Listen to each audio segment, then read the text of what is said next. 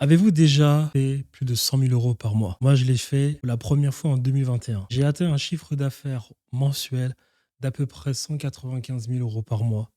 Et dans mon compte, en bénéfice, j'avais à peu près 130 000 euros par mois. Je vais vous révéler un truc de particulier.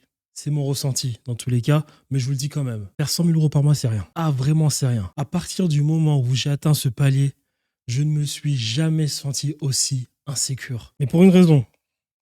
Premièrement, déjà, dès que j'avais les 100 000 euros par mois, je me suis dit, bon, ok, super, tu as 100 000 euros par mois, Thierry, qu'est-ce que tu fais? Première chose d'abord à faire, tu peux peut-être aller payer ton loyer dans l'année. Ok, ensuite peut-être payer un cadeau à ta meuf, 5 000 euros, on va dire, ou bien toi te payer un petit truc. Ou bien tu peux réinvestir ça dans le business.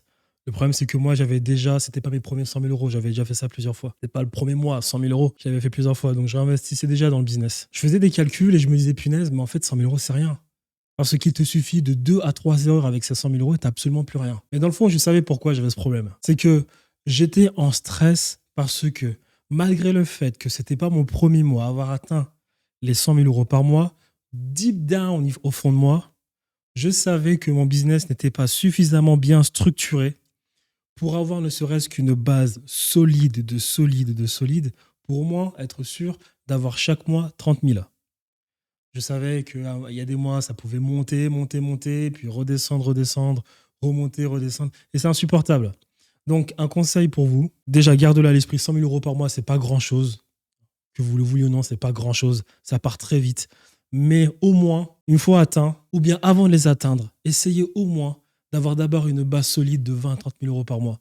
Avec des funnels, on va dire, assez constants. Des funnels d'acquisition qui vous permettent de ramener des clients de manière constante. Lorsque vous avez atteint ce palier, au moins vous ne stresserez pas autant que moi parce que vous avez un palier de 30 000 et après vous pouvez faire des mois à 100 000.